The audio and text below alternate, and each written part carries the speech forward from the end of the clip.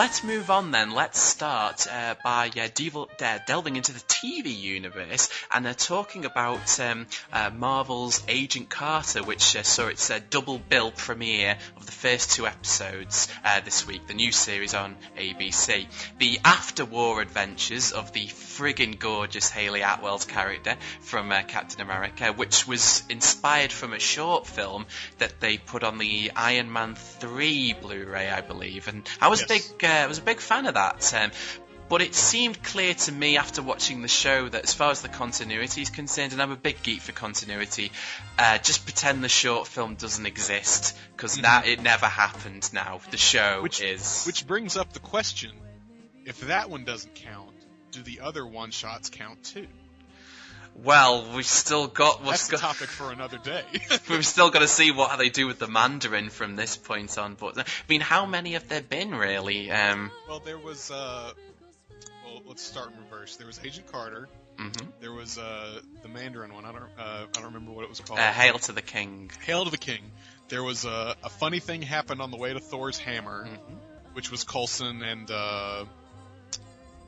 Coulson buying snowballs. Not much to retcon there. I think we can... Coulson and Sitwell, I think, which will be interesting to rewatch since Sitwell was proven to be a Hydra agent. Yes.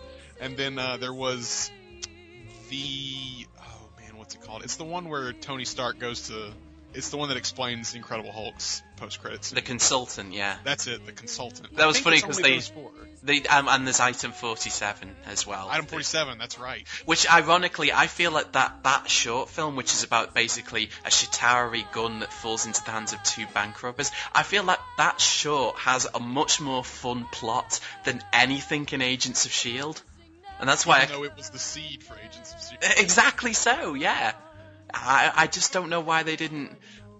Well, that's a topic for another day, it's fine. But anyway, the question, Spencer, is that the short film was the inspiration for the new show. Do you think the show itself is suitably inspired? You know, I haven't watched this. I should have watched the short before I watched the show again, because I can't recall the last time I saw it. But I think that you can see the DNA of that short in this show, because...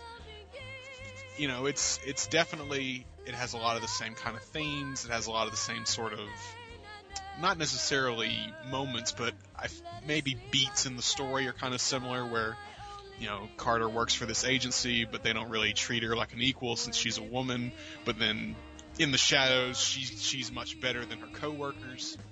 So, I think it kind of works as far as an adaptation goes. I'd have to rewatch it, but I think it works. Yeah, I agree. I liked it a lot. It tapped into something that I've always personally been fascinated by, which is what happened to the men and women of the free world right after World War II. How did it change them, and how much had the world changed them? Because, you know, it's funny, but a game like L.A. Noire, if you've played that really taps into that, because that also takes place right after WW2, and some guys become cops after they've been soldiers, some become criminals. You'd think a world war would unite everyone in a strong concept of what was right and wrong, but it didn't really happen. And then this show really addresses what happened to the women. The world during the war needed to change because it was instrumental that every able-bodied person would have great responsibility shouldered on them. Women were instrumental in the war effort, and they'd be right to expect that when they came home, that the opportunities they would get would still be available, the same opportunities that they got during the war. And it didn't happen. So, I mean, for example, how is a woman who handled priority communique during the war expected to now work as a waitress at the automat? Yeah. You know? And luckily Peggy isn't in that position, but she might as well be. This isn't a world where the president picks up the phone and says, "Get me Agent Carter." It's a world where her boss says, "Leave the coffee there, toots." You know, it's definitely a girl power show, but it's not in a heavy-handed way. No. Instead, I think it brilliantly makes sure that during every adventure Peggy gets herself into, she wins the day reality in a way that a man would not be able to. She validates why she's Agent Carter. She seduces the mobsters. She hides from her fellow agents in that club that she's not supposed to be in by dancing with a guy. She diffuses a bomb with a perfume spritzer. You get the idea. And Peggy's got a lot of pressure on her in these shows because she's not only trying to save the world by herself, but she's also having to try and lead a covert, normal life, which she's not sure that she can lead after her roommate gets killed, which was a real shock to me. I didn't see that coming. She was in bed with the flu. And then she gets shot in the head. That's not cool. And now it seems like by the end of episode 2, she's going to be living in an all-girls hotel. So we'll see. That could be horrible, but it could be okay. We'll see what happens there. And at the same time as leading that normal life and not cluing any of them into what she does, she also has to make sure that her colleagues at the Strategic Science Reserve don't find out what she's up to either. And I love her relationship with Jarvis. She's got a real cat and mouse thing going on with that one friend that she has at the SSR. And I'm sure that, this occurred to you, Spencer, the big mystery of Peggy's life that the Winter Soldier movie asked was, who was her husband? Yeah. She mentions in that movie that Captain America saved the man who would eventually become her husband. I assumed it was one of the Howling Commandos, like the British one. Could be. But maybe that's too cliche. Of course she'd marry the British one. She wouldn't marry Dum Dum. And by the way, I am sure that the Howling Commandos will show up at some point. Dum Dum showed up for a cameo in the short film, certainly, so I'm sure they will be coming up. But Peggy's... Here's a theory for you, though. Sure. Is that I feel like they've introduced the idea of these Captain America radio plays into the series, which Peggy clearly does not like, and I think they're quite funny because they're very dated, but I love that old radio voice. So anytime someone is talking that way, my ears kind of perk up. But perhaps what if it's that someone, be it the guy that she's friends with at the SSR, is in some sort of peril and is in some roundabout way helped by the Captain America radio broadcast, and in her old age when it seems she's suffering from dementia, she kind of confuses that and thinks that Steve really did save him. Oh, wow, that's deep. Well, no, it absolutely could. Maybe I'm giving him a little too much credit. That's like I saw an article today about the young man that plays the Penguin in Gotham reacting to a fan theory that he's actually the Joker, not the Penguin, and I was like, they're not that smart, man. Well, I mean, for Ultimate Nerdvana, I'd like to see in another episode of the Captain America Adventure Hour, as it's called, if they tried and emulated the voices from the 60s Captain America cartoons, or the song. Wouldn't that be great? Oh, yeah. I wonder who owns that stuff. I think it's public domain, Yeah? I'm not quite sure, but I think it could be. It's definitely... I mean, it was a Canadian animation company that went under soon after they did the Spider-Man show. I don't know. I really don't. I know that they're... It might be Marvel, because I don't know if you're reading, but they're doing a big series now called Spider-Verse, which is every Spider-Man ever coming together to fight a foe. And part of that is they have included the 60s Spider-Man cartoon. Cool. I wasn't aware of that. Yeah. So actually, maybe Marvel owns it. It can't be public domain because there would have been so many different versions of it on DVD just to cash in for the movies if it was public domain. I'm probably getting confused with the Fleischer Superman cartoons, which were public domain for a long time. The only complaint I had about the shows was that the overarching plot's a good hook. Howard Stark is under attack for being a goddamn commie, and his weapons are all out there, and of course, it's just that's just the perfect excuse for any kind of crazy doohickey you want to put together for the week, you know. Stark's always inventing stuff, so this week he's invented, you know, whatever, you know, pen that's a laser, whatever it might be, you know, you can just come up with crazy stuff. But the plot hook, which seems to be carrying through the season, is essentially the same idea that was in the first season of Agents of S.H.I.E.L.D. There's this mysterious, unseen villain, which is either a person or a something else, and it goes by a cryptic code name. In that show it was Centipede and the Clairvoyant, and in Agent Carter we have Leviathan, whatever that is. Though we do have a basis for Leviathan within the source material. Yes, we didn't with Centipede or the Clairvoyant. So the Russians, I believe, is it? Yeah, it's the people that made the Winter Soldier. Ah, right. Okay. Well, I'll go with that. I mean, what I wanted to ask you, Spencer, is assuming that Agent Carter does have itself a good run, and assuming that it has carte blanche to run freely through the entire back history of the MCU, what do you want to see from the show in the future? I remember talking with this, I don't remember where I was, but, you know, around other journalists, and we were all talking about Agent Carter, and how this first season is only 8 episodes, but that it, you know, they're calling it a limited series, but there's still potential to do it again, do another one.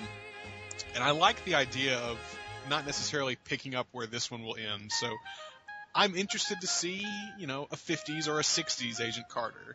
I want to see the season about the death of the Starks and investigating the death of the Starks. Not that, you know, I don't want them to step on the MCU's toes, or for Marvel Studios to feel like they're stepping on their toes, in that to craft a story kind of centered around what people think the Winter Soldier should be involved in. Mm-hmm. But I would love to see a story where he kind of gets roped into it. I want to see more of the seeds that they've planted already in the MCU to be explored on this, because I think that's the advantage that this show already has, is that being a limited series, only 8 episodes, and it's cornered off by itself, so it's not telling these grandiose, huge stories like Agents of S.H.I.E.L.D. or Avengers or, you know, any of the other Marvel stories, but it's telling its own thing, but it's filling you in on little details. So, you know, I want them to play in their little sandbox, but hopefully they can shuffle sand in from other places. I mean, don't take this the wrong way, but Peggy's dementia is, in its own way, this very neat, convenient little plot point, which means that you can do things. There's nothing to say that Peggy never faced the Winter Soldier. Exactly. She just never would have mentioned it. And it's clearly stated that the Winter Soldier assassinated Howard Stark. Which is clearly playing into Civil War. I mean, there's just no question about that. Here's a pitch for season 2. Okay. I like the idea that they do on American Horror Story, where the first season was American Horror Story, but every following one has been American Horror Story : something else. So what if they do that with Agent Carter? So this one's just Agent Carter, but season 2 is Agent Carter : and the Howling Commandos. Mm-hmm. So let's just throw that title out there: Agent Carter and the Howling Commandos. I'm there. I'll go for that. I mean, I am thinking a bit big. It's weird because it's a miniseries, but I'm thinking bigger for Agent Carter than I ever thought for S.H.I.E.L.D.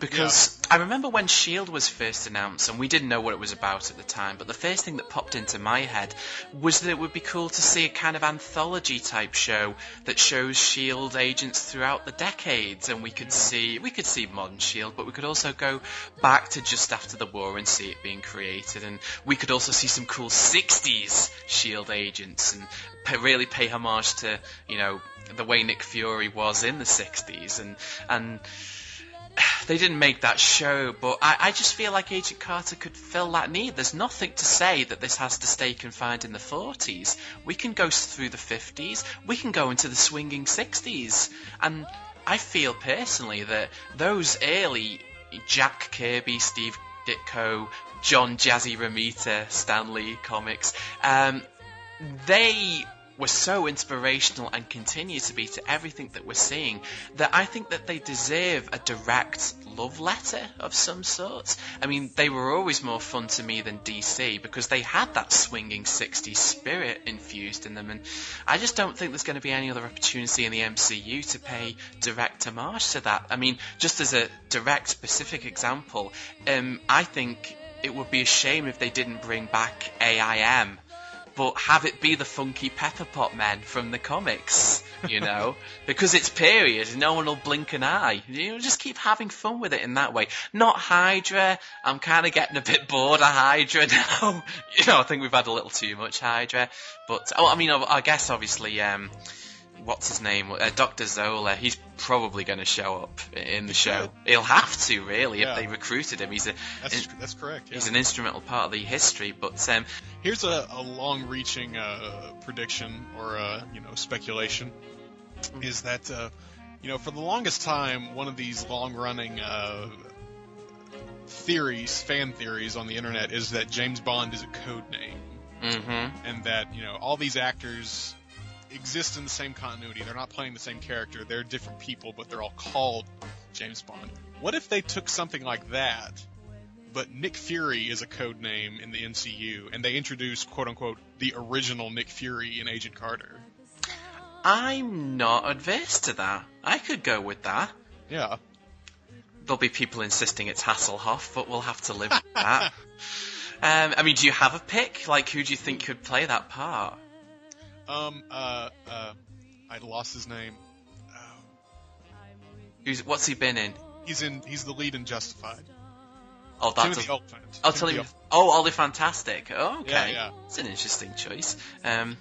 It's a bit lazy, but he's always the pain reliever I go to. James Marsden. I feel like it's weird that I felt like it was self-evident that the Marvel Cinematic Universe was going to pinch him to play a part at some point. Maybe he doesn't want one, I'm not quite sure, but you've got to have the Marsden in something. I would say that, his ties to Fox would preclude him from that, and given that he is sort of back after Days of Future Past. Oh, I didn't think of that, that's true. But they're bringing in a young Cyclops for Apocalypse, so who knows if he's ever really going to be who knows if he's ever going to be Cyclops in another X-Men movie? Right, of course. Well, we'll wait and see. But I've always got Marsden's back. I mean, that's what I'm going to say. So I guess it's a recommendation. We're going to stick with it. We're going to stick with the show. We're not going to review each episode while we're doing our show, folks, because we've got other things that we want to talk about. Unless of course, Nick Fury shows up, that exact thing happens. In that case, of course, we will bring it up, and I'll say, Spencer told you so.